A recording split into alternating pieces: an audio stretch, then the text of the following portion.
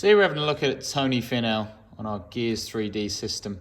This is a face-on view with a 7-iron. He swung this at just under 100 miles per hour. Tony Finau is one of the fastest players on the PGA Tour, if not the fastest when he wants to be.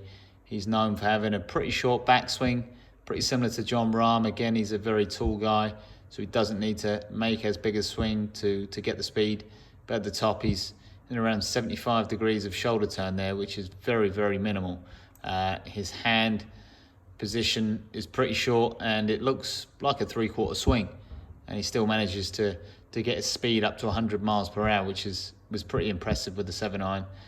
And what I want to look at here is, if we go to the above view, we can see Tony is at 24 degrees close with his hips and 75 degrees of rotation with his shoulders. So if we break it down and try and work out where he's getting the speed from, if we wind him down to impact, his shoulders are pretty much bang on square at impact, 0.3 degrees close, which is obviously very minimal. So his shoulders have only unwinded 75 degrees.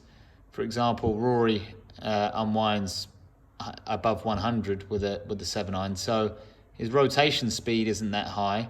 His hips are only 36 degrees open. They're only 25 closed at the top. So that takes us to about 60 degrees of unwind with the hips. Again, not a massive amount. So looking at Tony's swing, you ask the question, where is he getting his speed from? So if I take us to the face-on view now and have a look, and the angle that I've got up here is called lead arm adduction.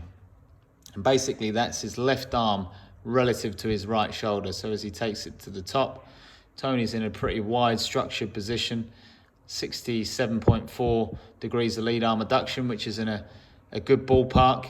And what he does so well, and he does it better than anyone that I've seen on the system, he moves his hand quicker than anyone that I've measured. So from the top, his first move is his left arm's already flying away from his right shoulder. And by the time he's sort of halfway down, he's up at 80 degrees. So he's already decreased that angle by 13 degrees.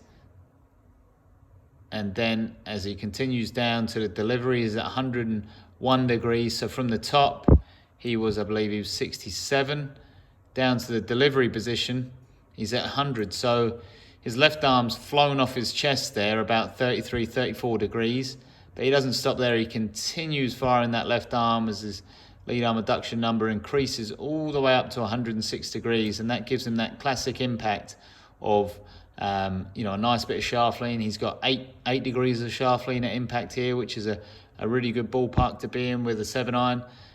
You can see he's got a little bit of a bent left arm, which is helping that lead arm adduction number increase, and it is definitely a speed asset for him as well. He's accelerating that left elbow. A lot of players we see do that. The left elbow is sort of a little bit bent, and the elbow just accelerates towards the target and allows that club face to be really stable. You see guys like Lee Westwood and Jordan Spieth have a similar motion. But yeah, the arm speed that Tony's generating here is just unbelievable. He's flying that left arm off his right shoulder, and that's how he's able to achieve such a high speed from a very short backswing. So yeah, if you're struggling with shaft lean at impact, if you feel like your body's spinning a little bit too fast, a good feel could be to get that left arm to fly off the right shoulder and accelerate and end up in that classic impact position that you see Tony here. Not only is it great for speed, it's a great way to improve your lean at impact. But also another thing to look at is your position at the top of the backswing. If you're in the ballpark of 50 degrees of lead arm adduction, where your left shoulders, your left hand's two pinned across your right shoulder, from there it's going to be very difficult to get your left hand out in front. So it's likely that you'll end up with a low lead arm adduction angle. Let's say I've seen some guys in the region of 60, 70 degrees. Their shaft angles shaft lean is very minimal, and their club speed's slower as a result. And they're not de-lofting the club, and they're not in an optimal impact position. So a couple of things to look at there. Really interesting to see how Tony generates his speed. a pretty similar swing to John Rahm. Again, two big guys. But yeah, amazingly consistent motion, and he's obviously one of the best players in the world and most consistent players. You don't have to make a big long backswing to be a high-speed player. Just get those hands moving quick, and yeah, you can reach some top speeds and get a great amount of shafting. So we've just had a look at Tony Finau's action on the 3D gears motion.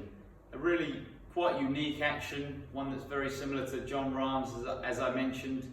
And it's interesting because two tall guys, small amount of shoulder rotation, not much hip rotation on the way down, but they're still generating a very large amount of speed. And just touching a little bit deeper on that angle lead arm adduction, what that basically means is how close that left hand is getting to the right shoulder. So the left hand isn't getting too close to the right shoulder, but what Tony's doing on the way down is he's accelerating that left arm off his chest, and that's his main power source in his swing. His hips aren't unwinding very much, his shoulders aren't unwinding very much, but his hand from the top is moving really, really quickly. He's not getting a ton of speed from the club slinging out in front because he's got quite a bit of shaft lean into the ball, and that's how he's maintaining that shaft lean. If his hand was to slow down and the club was to speed up, we'd end up in this slightly weak position and a flick release. So what he's doing from the top is moving that left arm away from his right shoulder and ending up in this nice impact position with a good amount of shaft lean. So I'm just going to cover a couple of drills that you can do. If you're a player that struggles getting stuck from the inside, you're hitting pushes and hooks, here's a nice simple drill that you can do. You get an alignment stick, just slide it through your belt loops. Let's take it to the top of the swing, and what we're trying to achieve is to try and get this left hand to get to the ball before the hips get to the ball. If my hips and body just fires and the left arm stays close to the right shoulder, then the club's going to hit the alignment stick on the way down. So what we can do at the top, stop, get the left arm down in front of the body and try and get the left hand to reach the ball before the stick does. And we want to make sure we do this with speed. This is a great way to improve your club head speed. If you do suffer with the body spinning and the left arm staying pinned, you can even utilize this in the gym. If you get a cable machine and you get the cable up high and we get a nice strong backswing position and we're pulling the cable down, really engaging our left tricep and trying to get some speed in that motion. If you're a guy that suffers with the spin, let's try and translate the speed into the arms and the hands rather than utilizing your body to generate all the power and obviously ended up in that stuck position. So that's one drill that you can do. And another one that I think is important in relation to this, and this is a drill that I've seen a few European Tour players do, one that Eddie Pepperell I've seen do many times, and you'll see him on the course working this drill.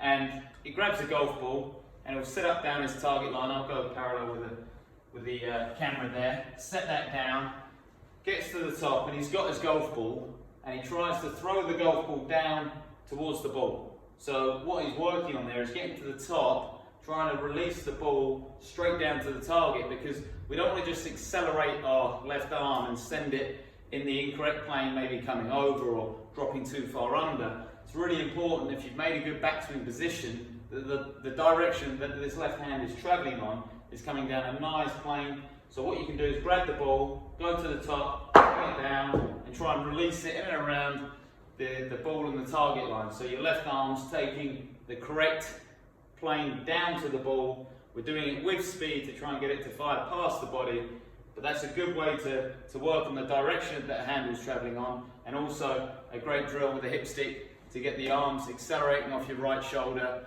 and getting the hands moving past the body.